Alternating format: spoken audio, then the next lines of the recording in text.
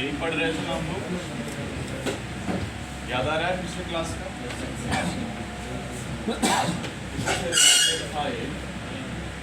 इधर अफगानिस्तान से रिलेटेड हम लोग क्या पढ़े थे? तालिबान। याद आ रहा है? अभी तक का जो हम लोगों ने टॉपिक पढ़ा है, जम्मू एंड कश्मीर को अलग किए थे, फिर जम्मू एंड कश्मीर को मर्ज किए थे। आज जम्मू एंड कश्मीर का 61% एरिया किसके पास है? इंडिया। पूरा जूनागढ़ किसके पास है? और पूरा हैदराबाद। ये जो ईस्ट पाकिस्तान हुआ करता था, आज क्या हो गया? ये बांग्लादेश। ठीक है। और वेस्ट पाकिस्तान जो था, अब क्या हो गया है? पाकिस्तान। इधर अफगानिस्तान जिसने कल भूकंप आया है ना? बिलवा कि नहीं? बहुत देर तक 6.6 क्या? इतनी बातें हम लोग पढ़ चुके हैं। बेसिक कंसेप्ट लगभग आपका कंप्लीट हो चुका है। अब आपको टॉपिक वाइज पढ़ाया जाए तो चीज़ें समझ में आने लग जाए। अगर आप फर्स्ट क्लास में आए रहते या आए होंगे, बांग्लादेश में मतलब बांग्लादेश वाला पार्ट क्लियर नहीं हुआ था कि वो डिवीजन वाला, सिर्फ ये हुआ था कि वो इंडिया से पार्ट उसका क्लियर नहीं हुआ। उसके बाद नहीं पढ़ा अपना देश फॉर्म कर लिया, वो पूरा नहीं बताया। मतलब जैसे जब हम लोग पूरा जैसे देश फॉर्म किया होगा ना बांग्लादेश में, वो मुफ्ती जो भी थे वो उन्होंने शेख अब्दुल्ला तो वो पूरा नहीं वैसे नहीं बताया, जैसे तालिबान बताया। 16 दिसंबर तक की बातें हमने बता दिया था। पूछिए, यानी कि ईस्ट वेस्ट अलग नहीं किया था। इस टाइम पे सिर्फ वो विद्रोह छिड़ा था उसको, विद्रोह तक का बताया। तो नेक्स्ट क्लास में क्यों नहीं आप लोगों ने पूछा? नेक्स्ट क्लास में अफगानिस्तान तालिबान जिस दिन पढ़ा रहे थे इसके बारे में चर्चा करनी चाहिए थी ना। कहाँ तक हुआ था बताइए, टॉपिक याद दिलाइए इसको जल्दी खत्म करते हैं। उन लोगों ने मतलब उससे बंदे को पकड़ लिया था उन लोगों ने, शेख मुजीबुर रहमान, याद आ रहा है? इसको पकड़ करके कहाँ भेज दिया गया था? पाकिस्तान। इस वेस्ट पाकिस्तान के लाहौर जेल, राइट? यहीं तक हुआ था। ठीक। अब शेख मुजीबुर रहमान इसके तरफ के लीडर थे, क्योंकि ये चाहते थे कि हमारे साइड कौन सा लैंग्वेज लागू हो जाए? बांग्ला। लेकिन लैंग्वेज इधर भी कौन सा लागू हुआ? उर्दू। क्योंकि इस साइड 90% ऐसे लोग थे जिन्हें उर्दू आता था, और इसी वेस्ट पाकिस्तान से गवर्नमेंट चलाई जाती थी। गवर्नमेंट PPP पार्टी की चलती थी, पाकिस्तान पीपल्स पार्टी। और इस पार्टी के दो सबसे लोकप्रिय लीडर हुआ करते थे। फर्स्ट का नाम था, जो प्रेसिडेंट हुआ करते थे उनके नाम था याया खान। याया खान ये पाकिस्तान के क्या थे उस समय? प्रेसिडेंट। सेकेंड जो थे उनका नाम था जुल्फिकार अली भुट्टो, जो प्राइम मिनिस्टर हुआ करते थे। ठीक है। यही लोग मिलकर के वेस्ट और ईस्ट दोनों को चलाते थे। लेकिन इन लोगों को ये नहीं समझ में आ रहा था कि ईस्ट पाकिस्तान में 90% ऐसे जनसंख्या है जिन्हें बांग्ला आता है, उर्दू उन्हें आता ही नहीं है। लैंग्वेज सबसे बड़ी प्रॉब्लम होती है। इसी को लेकर के बांग्ला लैंग्वेज इस साइड का नेशनल लैंग्वेज बने। शेख मुजीबुर रहमान ईस्ट पाकिस्तान के रहने वाले थे, माहौल एक क्रिएट कर दिए कि भाई हम तुम लोगों को नहीं छोड़ेंगे। ऐसे करके इधर से 1.5 लाख आर्मी आई। याद आ रहा है? जो लोग आज फर्स्ट क्लास में बैठे होंगे 2-3 मिनट उन्हें परेशानी होगी, फिर मजा आएगा। ईस्ट पाकिस्तान के जुल्फिकार अली भुट्टो ने कितनी आर्मी भेज दिया? इन लोगों की पिटाई के लिए। अच्छा, ये याद आ रहा है आपको? दिसंबर का महीना हो रहा था, दिसंबर 1970 की ये बात है। ईस्ट पाकिस्तान में 1.5 लाख आर्मी आ गई, और आर्मी आकर के अब पीटना स्टार्ट करेगी इन लोग। लेकिन शेख मुजीबुर रहमान इस समय लोकसभा के इलेक्शन भी लड़ने वाले थे। जैसे भारत में इलेक्शन होता है लोकसभा का, तो प्रधानमंत्री डिसाइड किया जाता है। तो इलेक्शन के समय गवर्नमेंट कोई भी डेंजरस स्टेप नहीं लेती। तो इस समय जब लोकसभा का इलेक्शन होने वाला है पाकिस्तान में, और पाकिस्तान में अभी क्लियर है कि PPP पार्टी की गवर्नमेंट है, तो PPP पार्टी यहाँ 1.5 लाख आर्मी भेजकर यह तक डेंजरस स्टेप ले लिया। बाद में उन लोगों को समझ में आया कि हमें 1.5 लाख आर्मी भेजना नहीं चाहिए। इसीलिए 1.5 लाख आदमी फिर से वापस बुला। बातें समझ में आ रहा है? अब 1.5 लाख आदमी यहाँ से फिर से जब वापस गई, अब जाकर के इस पाकिस्तान के लोगों का मामला क्लियर हुआ कि भाई 1.5 लाख आर्मी हमारी मुंह देखने नहीं आई थी, पीटने आई थी। और पीटने आई थी इसका मतलब है वापस चली गई है, इसका मतलब ये है कि इलेक्शन के बाद फिर से आर्मी आएगी और हमें कुटाई कार्यक्रम करेगी। इन लोगों को समझ आया?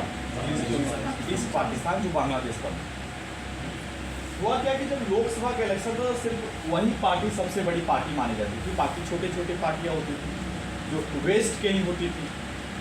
पहली बार शेख मुजीबुर रहमान ने इस पाकिस्तान के लोगों के सपोर्ट से एक पार्टी बनाया, जिस पार्टी का नाम है आवामी लीग। बस समझ आ रहे हैं? तब की बात हो रही है, यानी कि 1970 में दिसंबर के महीने में पाकिस्तान जो 2 पार्ट में था, अब 2 बड़ी पार्टी हो गई। वेस्ट की पार्टी सबसे बड़ी ट्रिपल-P, ईस्ट की सबसे बड़ी party Awami league. Awami league को कौन बनाया है? शेख मुजीबुर रहमान। बात समझ में आ रहा है? लोकसभा के इलेक्शन हुआ, जैसे कि आपको पता है कि भारत में 543 लोकसभा सीटें हुआ करता है अभी प्रेजेंट में, वैसे ही पाकिस्तान में भी सीट हुआ है। 1970 में पाकिस्तान में लोकसभा का जब इलेक्शन हुआ 313 सीटों पर इलेक्शन हुआ। किसी भी पार्टी को 50% से ज़्यादा सीटें जब मिलती हैं तो वो पार्टी गवर्नमेंट बनाती है। इस बात को आप मानते हैं? तो 50% से एक ज़्यादा सीटें होनी चाहिए तो गवर्नमेंट बनेगी। इसमें से कितना सीटें एक पार्टी को मिलनी चाहिए कि गवर्नमेंट बनेगी? 157 इतना आना चाहिए ना। अगर इतनी सीटें, इनमें से इतनी सीटें कोई भी पार्टी जीत ली तो गवर्नमेंट बन जाएगी। इलेक्शन का रिजल्ट जनवरी 1971 में आया और आवामी लीग को 169 सीटें मिला, यानी कि इस पाकिस्तान के सभी लोग, मतलब टोटल पॉपुलेशन किसको सपोर्ट कर दिया? इधर के भी लगभग लोगों ने सपोर्ट कर दिया कि शेख मुजीबुर रहमान अच्छा इंसान है, ये लोग बम्बसगिरी करते रहते हैं। अब शेख मुजीबुर रहमान की पार्टी जीत गई। जब जीत गई तो मामला थोड़ा भड़क गया। अब सरकार बनेगी शेख मुजीबुर रहमान की, तो रिजाइन किसको देना पड़ेगा? जुल्फिकार अली भुट्टो को, क्योंकि वो प्रधानमंत्री था, हार गया चुनाव। ये भाई साहब गए प्रेसिडेंट के घर इलेक्शन के रिजल्ट आने के बाद, और रिजल्ट आने के बाद इन्होंने याया खान से कहा मैं तो गया, तुम भी जाओगे, अगले साल तुम्हारा भी इलेक्शन है। सबसे ज़्यादा पार्टी जीत रही है आवामी लीग। जैसे कांग्रेस वालों का हाल हो गया ना, प्रधानमंत्री भी गए, राष्ट्रपति भी गए, अभी दोनों सबसे बड़ा पोस्ट किस पार्टी के पास है? भाजपा के पास। वैसे ही जुल्फिकार अली भुट्टो प्रेसिडेंट के पास जाकर के बोला कि अगर तुम बचाना चाहते हो पोस्ट को तो बचा सकते हो, क्योंकि तुम देश के प्रेसिडेंट हो, और प्रेसिडेंट के पास अपना एक अलग पावर होता है कि अगर तुम चाहो तो इलेक्शन के रिजल्ट को रिजेक्ट कर सकते हो। पाकिस्तान के जितने भी लीडर अभी तक हुए हैं सब झुंझुना हुए, एक भी माइंड लगा करके बातों को नहीं समझता।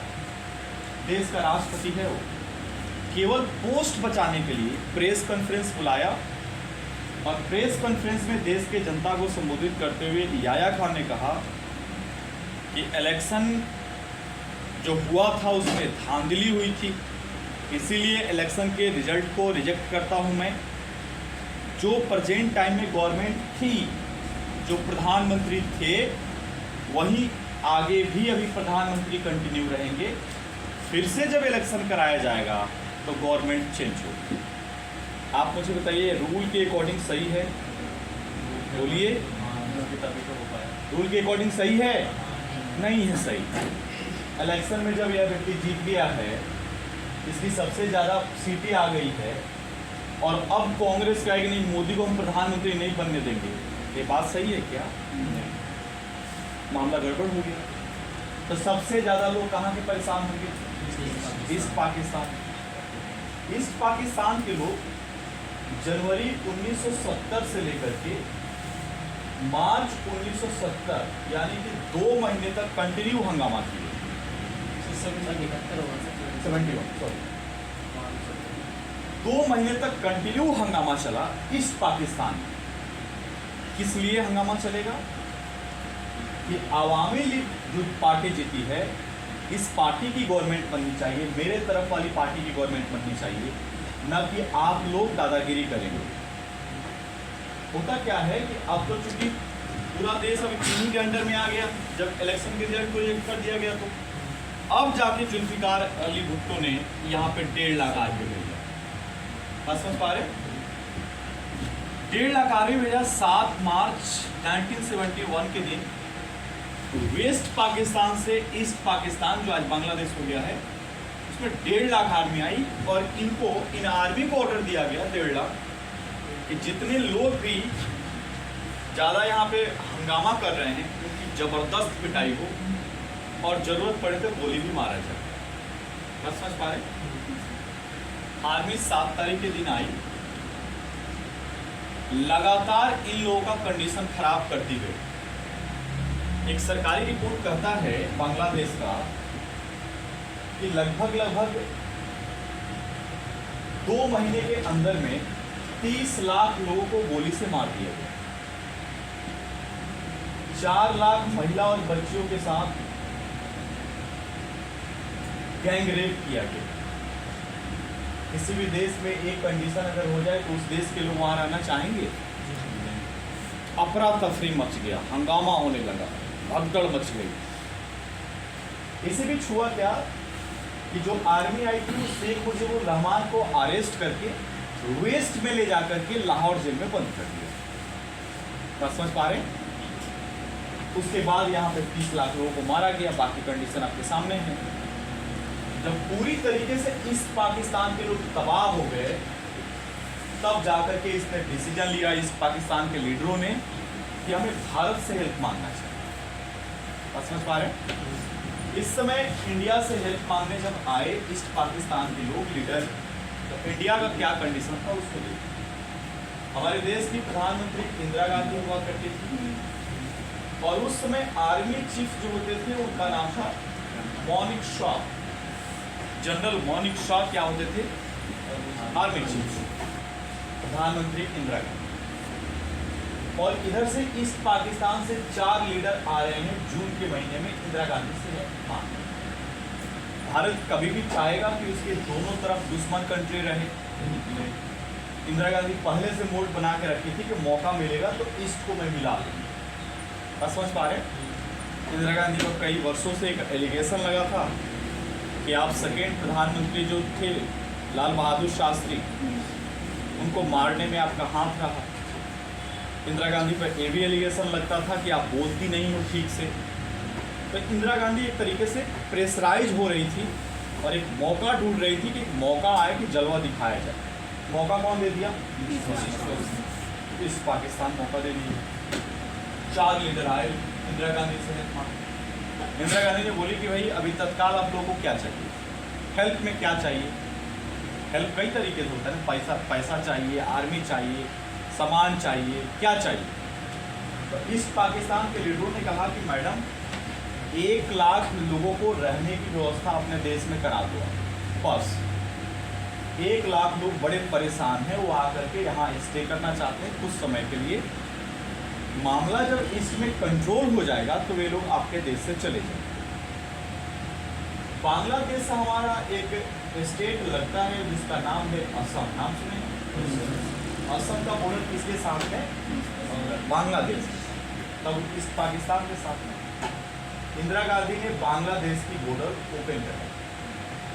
सॉरी, बांग्लादेश और असम की बॉर्डर जब ओपन हो गया तो 1 लाख लोग तो छोड़िए, 2 महीने के आसपास 1 लाख लोगों की जगह पे 10 लाख लोग इंडिया में घुस गए।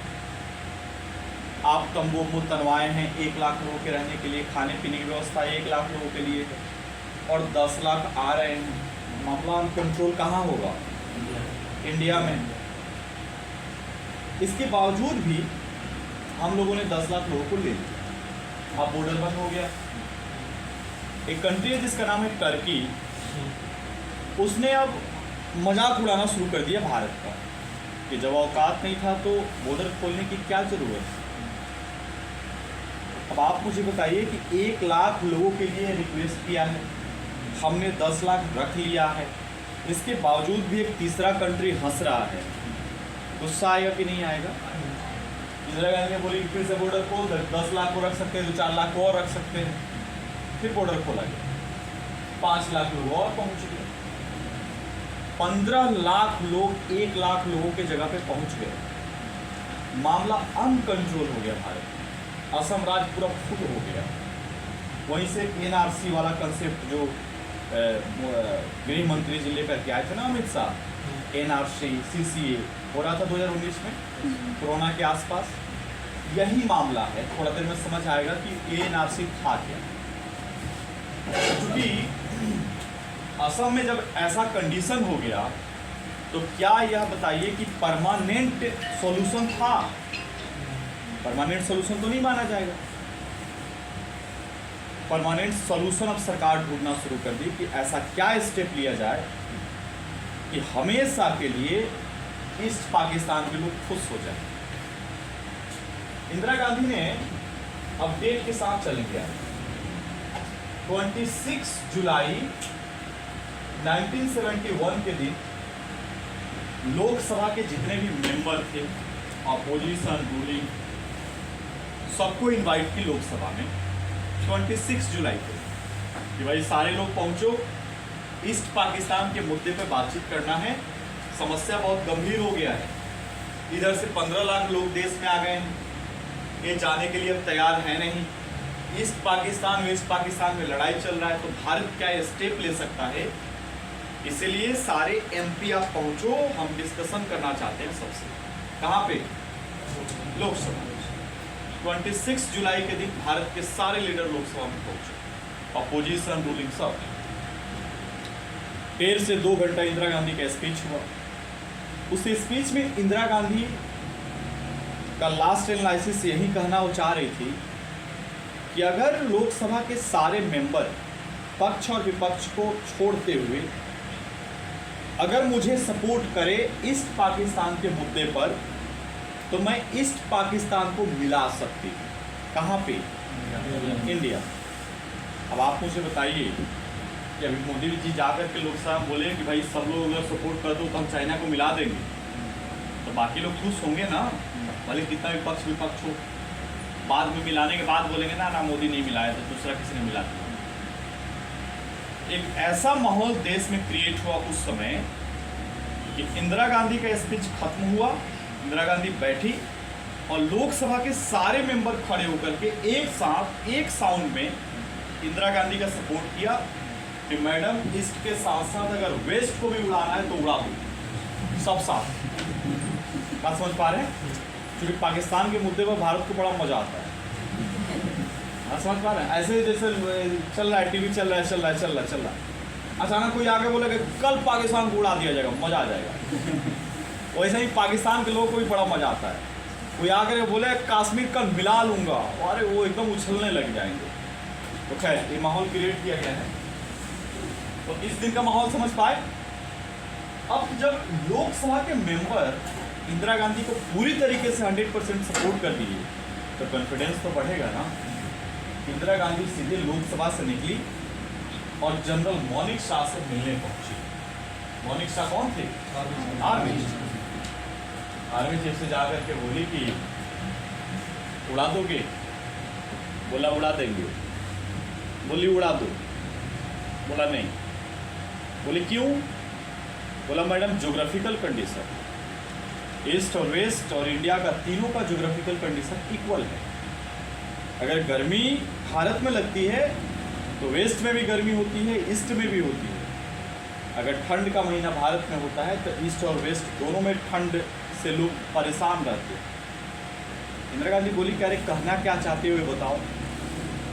जनरल मौनिक शाह ने कहा कि मैडम अगर लड़ाई ही करना है तो नवंबर के बाद लड़ाई होना चाहिए, ठीक रहेगा।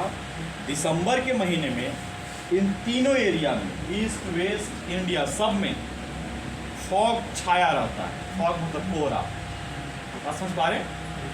और कोहरे में अगर लड़ाई हुआ फॉग के टाइम, चूंकि वेस्ट पाकिस्तान से आर्मी ईस्ट पाकिस्तान आएगी, तो लोकेशन का पता उन्हें चल ही नहीं पाएगा कि हम कहाँ हैं, वो कहाँ है, और हमें तो टोटल पता है हमारा बॉर्डर ही है। और इस कंडीशन में लड़ाई हुआ तो पाकिस्तान की आर्मी ज़्यादा से ज़्यादा मारी जाएगी और हमारी आर्मी कम शहीद होगी। बस समझ पा रहे हैं? इंदिरा गांधी को ये कंसेप्ट सही लगे। इंदिरा गांधी बोली कि एक काम करो, तो जुलाई से लेकर के नवंबर लास्ट तक भारत की जितनी भी आर्मी है उनको ट्रेन करो सीक्रेट तरीके से। नवंबर के लास्ट में पाकिस्तान पर हर हालत में अटैक होगा तो होगा। तो अब इनको तो चार्ज मिल गया आर्मी को ट्रेन करने का। जुलाई से ट्रेनिंग शुरू कर दी आर्मी की, नवंबर के लास्ट महीने तक ट्रेनिंग चला। लेकिन 29 नवंबर 1971 के दिन इस बात की जानकारी अमेरिका को लग गया। अब अमेरिका से क्या मतलब है? जब आपको मैं पढ़ा रहा था तालिबान, तो आप अगर ठीक से सुने होंगे तो मैंने बताया था कि 1945 में जब यूएन बना, यूनाइटेड नेशन, तो उसके बाद दुनिया दो पार्ट में बट गई, एक अमेरिका की तरफ, दूसरा यूएसएसआर की तरफ, रशिया की तरफ। और 1945 के बाद जो भी कंट्री इंडिपेंडेंट होता था या तो इस पक्ष में जाता था या इस पक्ष में जाता था, ऐसा ही कंडीशन था ना। आप मुझे बताइए 1947 में भारत किसी का सपोर्ट किया क्या? नहीं किया। भारत 1949 में किससे दोस्ती किया? यूएसएसआर से। क्या हम अमेरिका की तरफ गए? अमेरिका की तरफ कौन गया? पाकिस्तान। तो जब पाकिस्तान अमेरिका की तरफ गया, इसका मतलब है कि भारत से अच्छी दोस्ती अमेरिका की नहीं। 1970-71 तक यही कंडीशन था। इंदिरा गांधी जब प्रधानमंत्री बनी थी तो उन्होंने एक स्पीच दिया था दिल्ली में कि देश की सुरक्षा के लिए मैं न्यूक्लियर्स बनाऊंगी जैसे बाकी कंट्री बनाए हुए हैं। उस समय अमेरिका के पास न्यूक्लियर्स, रशिया के पास, इंग्लैंड के पास, चाइना के पास, फ्रांस के पास, सबके पास था, सिर्फ भारत के पास जीरो था। इसका सबसे ज़्यादा विरोध अमेरिका किया, बोला कि वर्ल्ड का बैलेंस खराब हो जाएगा, आप न्यूक्लियर्स नहीं बना सकते। इंदिरा गांधी ने बड़े हार्ड वर्ड में जवाब दिया था कि भारत की चौधराइन मैं हूँ, मुझे पता है भारत की सुरक्षा कैसे करना है।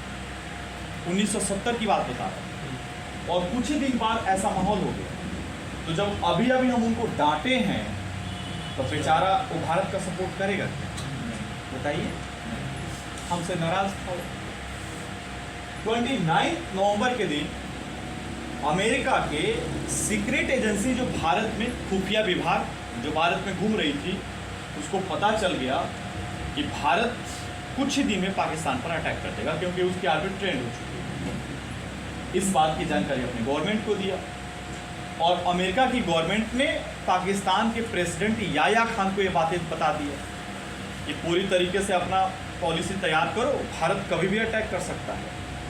अब मान लीजिए अभी आप प्रधानमंत्री हैं और उधर ऑस्ट्रेलिया का फ़ोन आ जाएगा, चाइना कभी भी अटैक कर सकता है, तो इतना देर में तैयारी पॉसिबल है? अब तो पाकिस्तान झुंझुना, वो तो हमेशा ही कोई कंसेप्ट के आधार पर नहीं चला। याया खान के पास जो ही इंफॉर्मेशन गया, देखो एक कितना बढ़िया स्टेप ले रहा है, मतलब पता नहीं चलता है कि किस यूनिवर्सिटी में पढ़ के आए। इन्होंने प्रेस कॉन्फ्रेंस बुला लिया और देश की जनता को संबोधित कर रहे हैं कि भारत से डरने की जरूरत नहीं है, अगर भारत एक कदम भी आगे बढ़ा तो हम 2 कदम बढ़ करके उन भारत को पीटेंगे। देश की जनता आराम से थी। अचानक प्रेस कॉन्फ्रेंस होना शुरू हो जाए, मान लो द्रौपदी मुर्मू साहिबा का, कि भारत को चाइना से डरने की जरूरत नहीं है। इसका मतलब क्या है? कुछ ना कुछ होने वाला है, तभी तो राष्ट्रपति बोल रही है। और देश की जनता पाकिस्तान के एकदम खौफ में आ गई कि अरे ये क्या हो गया, भारत उधर घुस गया क्या, एकदम घबराहट जैसा। और उनको लगा कि हम प्रेस कॉन्फ्रेंस करके भारत को डराएंगे। भारत डरने वाला है क्या? वो भी इंदिरा गांधी के समय में हम लोग 4-5 दिनों तक मुस्कुराते रहे। ठीक है, तुम्हारी तैयारी बढ़िया है ना, क्योंकि उन्होंने प्रेस कॉन्फ्रेंस में कहा कि भारत अगर 3 महीने से तैयारी कर रहा है तो हम 2 सालों से तैयारी कर रहे हैं। हमारी खुफिया एजेंसी भी तो वहाँ थी, वो बोले कि नहीं नहीं ये तो ये बम्बस हैं, वो लोग ऐसे लूटपुट हैं, कुछ तैयारी नहीं, हम डरेंगे। पूरी तरीके से हमारी सेना तैयार हो चुकी है, वो बेवकूफ़ी कर रहे हैं, तो हम 2-4 दिन और वेट कर लिए कि चलो तुम्हारी जब तैयारी हो गई है तो आ जाओ। अच्छा, मैंने आपको ये बताया था कि 1945 में जब यूएन बना था तो किस लिए बना था? वर्ल्ड पीस के लिए, विश्व में शांति स्थापना के लिए। और उसके जो भी मेंबर बने वो किसी दूसरे देश पर अटैक नहीं कर सकते, जबरदस्ती उसको मिला नहीं सकते। तो चूंकि 1945 में ब्रिटेन बन गया यूएन का मेंबर और उस समय ब्रिटेन के अंडर में हम थे, इसका मतलब है कि हम 1945 से ही यूएन का मेंबर हैं। क्या समझ पा रहे? और यूएन का मेंबर रहते क्या हम पाकिस्तान पर अटैक कर सकते हैं क्या? अगर करेंगे तो क्या कंडीशन होगा? चार्ज लग जाएगा। तो हम लोग छोड़ दिए। हम लोग चाह रहे थे कि पाकिस्तान पहले छेड़े तब उसकी कुटाई करेंगे।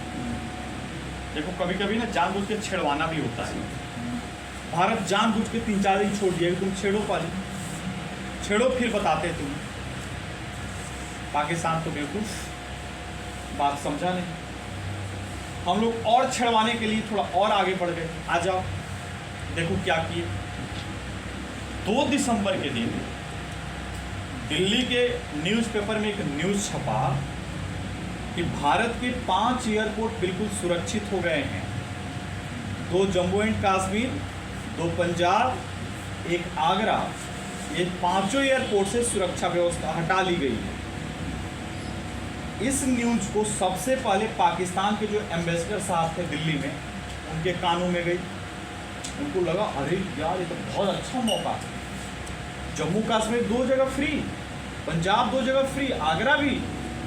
चुपके से अपने पापा को फ़ोन कर दिए, प्रेसिडेंट को, कि भारत के 5 एयरपोर्ट बिल्कुल सुरक्षित है। बोल रहा है सब ये पूरा बकलोल है इंडिया वाला, ये हमको बकलोल साबित करे।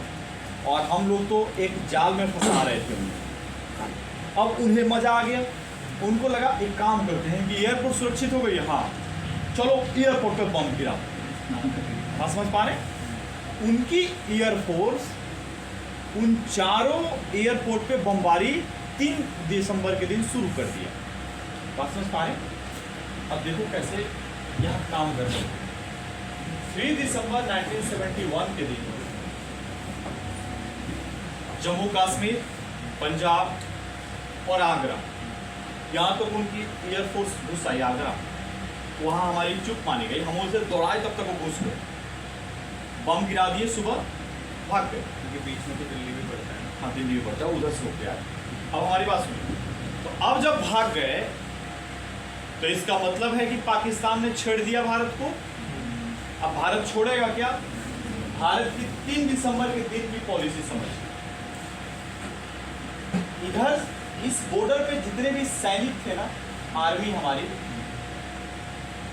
इनमें से 50% आर्मी को निकाल करके इस बॉर्डर पे हम लोग भेजना चाहते थे यहाँ, क्योंकि हमें मिलाना किसको था?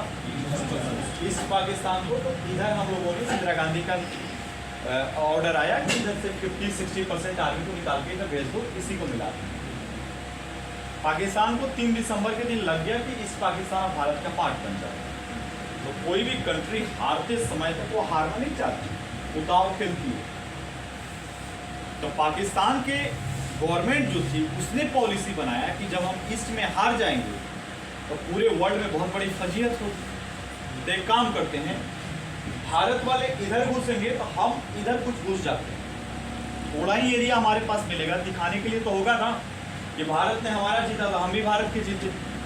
भले वो हमारा ज़्यादा एरिया ले जाएगा, लेकिन वर्ल्ड में इंफॉर्मेशन जाएगा कि दोनों का एरिया ले गया, पता ही नहीं चलेगा कौन ज़्यादा ले गया कौन कम ले गया। इसीलिए पाकिस्तान 3 दिसंबर के दिन इधर अपना प्लान करना शुरू कर दिया। इंडिया और पाकिस्तान के बॉर्डर जो है, इंडिया का एक स्टेट है जिसका नाम है राजस्थान। राजस्थान बॉर्डर किससे शेयर करता है? पाकिस्तान। राजस्थान का एक डिस्ट्रिक्ट है जिसका नाम है जैसलमेर, उसका बॉर्डर शेयर होता है पाकिस्तान के साथ। और जैसलमेर का एक विलेज है जिसका नाम है लोंगेवाला, वो लॉन्गे वाला बॉर्डर शेयर किससे करता है? पाकिस्तान से। ये लॉन्गे वाला एरिया जो है ये डेजर्ट एरिया है, बालू वाला, क्योंकि यहाँ तक रास्ते नहीं बने पाकिस्तान के, ना भारत के पाकिस्तान में जाने के लिए, पूरा डेजर्ट इलाका। इधर से हम लोगों ने आर्मी थोड़ा ज़्यादा निकाल करके इसमें भेज दिया, और इस बात की इंफॉर्मेशन पाकिस्तान की गवर्नमेंट को मिल गई। अब पाकिस्तान की गवर्नमेंट अगर घुसना चाहेगी तो कहाँ घुसना चाहेगी? राजस्थान के लौंगे वाला। अब हम लोगों ने अपनी आर्मी को शाम तक यहाँ फिट कर ही रहे थे, यहाँ मात्र 200-250 के आसपास आर्मी हम लोगों ने छोड़ा था बॉर्डर की सुरक्षा और रक्षा देख के लिए, रनिंग पर जाने के लिए। ये 200 जो आर्मी थे उनके जो लेफ्टिनेंट थे उनका नाम था कुलदीप सिंह चांदपुरी। चांदपुरी साहब कहाँ देख रहे हैं एरिया को? लौंगे वाला। कुलदीप सिंह चांदपुरी ने 7:30 बजे के आसपास अपने हेड जो था, जो डीजी था पूरे एरिया का इंचार्ज, उसको इन्फॉर्म किए कि सर पाकिस्तान का अटैक हो चुका है। कहाँ पे? लौंगे वाला। तो इसका जो डीजी था उसने बोला कि नहीं, ऐसे हम बात नहीं माने, पूरा इंफॉर्मेशन दो, क्योंकि इस बात की जानकारी प्राइम मिनिस्टर को देना पड़ेगा ना, क्योंकि किसी देश पर अटैक हुआ तो उसकी सुरक्षा की व्यवस्था प्राइम मिनिस्टर का है, और प्राइम मिनिस्टर के पास चूंकि आधा इंफॉर्मेशन नहीं जाएगा, क्योंकि वो उसी बात के अकॉर्डिंग डिसीजन लेगा। 7:30 बजे से लेकर के 12 बज गया, तब जाकर के रियल इंफॉर्मेशन कुलदीप सिंह चांदपुरी को मिल पाया कि पाकिस्तान जो अटैक किया है इंडिया के लौंगे वाला पे, उसमें से टोटल 2800 आर्मी है, वो लोग 500 टैंक को लेकर साथ आ रहे हैं, घुस रहे हैं, और उनका प्लान है कि राजस्थान वाला एरिया मिला दें। बातें समझ पा रहे हैं? अब जो डीजी है वो डीजी अब किसको इन्फॉर्म करेगा? इंदिरा गांधी को। इंदिरा गांधी को इन्फॉर्म किया कि मैडम ऐसा कंडीशन है, प्लीज हेल्प मी, आप मुझे इस एरिया में आर्मी भेजो जितना जल्दी पॉसिबल होगा। इंदिरा गांधी बोली नहीं, जितना घुस रहा है घुसने। उस समय 1971 की बात है, आज जैसा भारत स्ट्रॉन्ग नहीं था, आज जैसे वेपन्स मिसाइल फाइटर विमान नहीं था। रात और दिन में उड़ने के लिए एक विमान होता था, फाइटर होता था, जिसका नाम है हंटर प्लेन, जो रात और दिन में दोनों चक्कर लगा सकता था। लेकिन हंटर प्लेन के कभी कभी रात में सैटेलाइट सिस्टम डिस्टर्ब हो जाता था, इसीलिए संभावना बनी रहती थी कि मान लीजिए सैटेलाइट सिस्टम थोड़ा डिस्टर्ब हुआ 1 ही मिनट के लिए, तो प्लेन कहाँ चला गया कुछ पता ही नहीं चलेगा, रडार से चलता है ना। तो अब प्लेन कहीं जा करके अगर क्रैश हो जाए और उसमें भारत की अगर आर्मी बैठी रहे, तो भारत की आर्मी का जो भी मनोबल है वो तो कम हो जाएगा, क्या रे हमारे फाइटर विमान में हम ही मर गए। इसलिए इंदिरा गांधी बोली कि नहीं है, रात में हम किसी भी आर्मी को नहीं भेजेंगे फाइट उस हंटर से। 4 बजे के बाद रडार सिस्टम ठीक हो जाता था। इंदिरा गांधी बोली कि 12 बज रहा है, अभी 4 घंटा वेट करो, 4 घंटे के बाद जितना हेल्प चाहिए मैं दिल्ली से उस बॉर्डर पे भेज दूँ। 4 घंटे के लिए डीजी ने कुलदीप सिंह चांदपुरी को ऑर्डर दिया कि सर आप एक काम करो, 4 घंटे इन पाकिस्तान की आर्मी को बेवकूफ़ बना, जैसे बना सकते हो। चूँकि सैनिक के स्कूल में जितने भी बच्चे पढ़े रहते हैं, वो बाद में जाकर डीजी और लेफ्टिनेंट पढ़ते हैं, तो उन्हें केवल पढ़ना ही नहीं सिखाया जाता है, दुश्मनों के साथ बेवकूफ़ कैसे बनाना है, बेवकूफ़ कैसे बन करके रहना है, ये भी सिखाया जाता है। दुश्मनों को खिलाना कैसे है, टाइम कैसे पास करना है, सब बताया जाता है ट्रेनिंग में। चूँकि कुलदीप सिंह चांदपुरी पूरा यंग, अभी नया ज्वाइनिंग थी, पूरा अपना खेल दिखाना शुरू करेगा। इसके साथ कितने आर्मी हैं? 200-250 आर्मी को इसने पूछा पहले कि तुम डर तो नहीं रहे हो, तुम लोग भारत की आर्मी डरती है क्या? बोले नहीं, डर नहीं। बोला 3000 आ रहा है उधर, बोला कोई बात नहीं, डर। बोला कि ठीक है, लेकिन आमने सामने तो हम लोग जीत नहीं सकते, टैंक में लोग साथ लेकर के आ रहे हैं, हम 200 हैं, 4 घंटा बिताना है, तो खेला करना पड़ेगा। आर्मी बोले ठीक है सर, खेल खिलाओ, हम खेलेंगे। कुलदीप सिंह चांदपुरी ने 200-250 आर्मी को बोला कि एक काम करो, ये लोग घुस रहे हैं इसमें, तो ये लॉन्गे वाला इलाका ना कभी भी वार जोन हो सकता है, कभी भी यहाँ लड़ाई शुरू हो सकती है।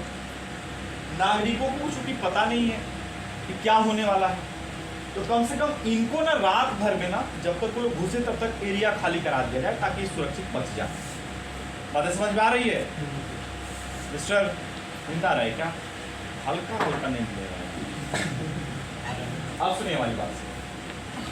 तो 200 आदमी को कुलदीप सिंह चांदपुरी ने बोला कि एक काम करो, तुम लोग बैग जाओ और जा करके 200 जितने भी घर हैं सबको खाली करा दो, और उधर से जब लौट करके आना तो खाली हाथ में नहीं आना। हर एक के घरों में जो स्टील का प्लेट है उस प्लेट को बोरे में भर भर के ले करके आना, जितना तुम ला सकते हो। अब आर्मी कंफ्यूज कि सर भोज पार्टी होगा क्या? बोला हाँ भोज होगा, जाओ। आर्मी को भी समझ नहीं आ रहा कि प्लेट क्यों मंगा रहे हैं इस रात में। अब आर्मी चूंकि ऑर्डर फॉलो करेगी, तब तक इनकी आर्मी आराम से घुसे आ रही है एकदम। वो लोग टोट पोट हुए आ रहे हैं। भारत वाला तो कोई देख ही नहीं रहा है। हम सुबह तक मेड इन पाकिस्तान बना देंगे, पूरा खुश है। और हमारा कुलदीप सिंह चांदपुरी यहाँ बैठा हुआ है, बोल रहा है और घुसो, तुम दौड़ा दौड़ा मारेंगे और घुसो। 200 आर्मी प्लेट लेकर के आई। देखो इसका दिमाग कितना बेहतरीन है। बॉर्डर पे कंसेप्ट याद आ रहा है फिजिक्स का, और फिजिक्स के कंसेप्ट से उनको रोक दिया। देखो कैसे 200 आदमी जो बोरे में कट्टा में जो स्टील के प्लेट लेकर के आई थी, उसको बोला कि एक काम करो, यही है इसी रास्ते से वे लोग आ रहे हैं। धीरे धीरे झूमते झूमते वो लोग आएंगे, यहाँ तक पहुँचते 4 बजेगा उनका। जितने भी स्टील का प्लेट लाए हो इसी रास्ते पर तुम लोग रखते जाओ, वहां तक रखना जहां तक तुम्हें देख न सके कोई। अगर पाकिस्तान के आर्मी देखने वाला हो तो वहां से भागा। रास्ते पर बिछा दिए गए स्टील का प्लेट, और ये लोग आकर के यहाँ पे छुप करके देख रहे हैं कि तुम आओ। इधर से एकदम झूमते झामते एकदम उधर से आए, और चूंकि वो लोग टैंक लेकर के आ रहे हैं तो लाइट जलेगा ना रात में। तो ये तो है बालू वाला इलाका, तो बालू पर अगर लाइट का फोकस पड़ता है तो रिफ्लेक्शन ऑफ लाइट, हल्की लाइट रिफ्लेक्ट करेगी ना। लेकिन अब जब यहाँ इनकी टैंक आ गई और स्टील के प्लेट पर लाइट पड़ेगा तो रिफ्लेक्शन ऑफ लाइट, ज्यादा लाइट रिफ्लेक्ट करेगा। अब वहां का वो जो डीजी था वो बोला अरे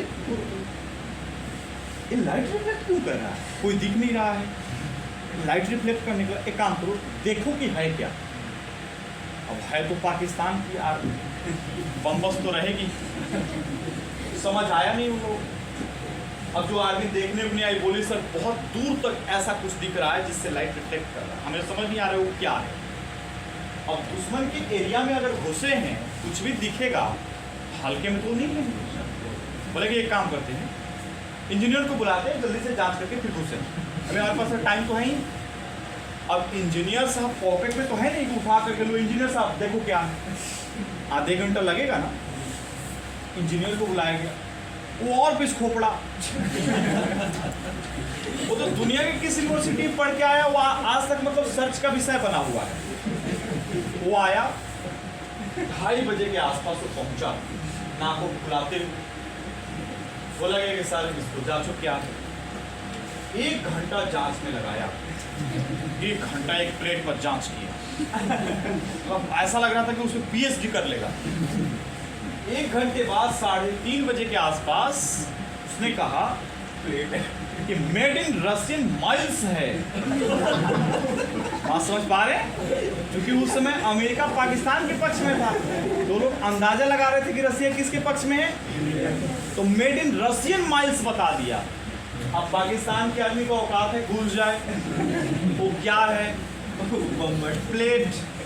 तो आप मुझे बताइए कि अब इस प्लेट वाले एरिया से पहले मुड़ेंगे ना, हम लोग सब खेला देख रहे हैं कि तुम लोग बेवकूफ बन गए क्या, इधर ठहाका चल रहा होगा। अब उनकी टैंक मुड़ी टर्न ली, कि एरिया खराब, अब अलग बालू वाले एरिया में घुस रहे हैं। तो जिस रेशियो में वो लोग तेजी से आ रहे थे, अब थोड़ा वो धीरे धीरे चलना शुरू किए, क्योंकि बालू पर चढ़ना है, फिर उतरना है, फिर चलना है। आधे घंटा बेचारा वो लोग चले ही थे, 4 बजा, दिल्ली से हमारी एरोप्लेन हंटर प्लेन कहाँ पहुंची?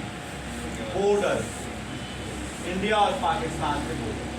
अब ये सारे आर्मी किसके खोपचे में? इंडिया के पास ना। इधर से हमारी आर्मी आवाज लगा रही थी, ए चच्चा देखो पीछे मुड़ के क्या लिखा है। तो जब वो मुड़ेंगे तो क्या लिखा रहेगा? Indian army. एकदम भौचका गए, अरे पीछे इंडियन आर्मी कहाँ से आ गई, ये तो पता ही नहीं चला। इंदिरा गांधी से कुलदीप सिंह चांदपुरी ने पूछा कि मैडम क्या किया जाए?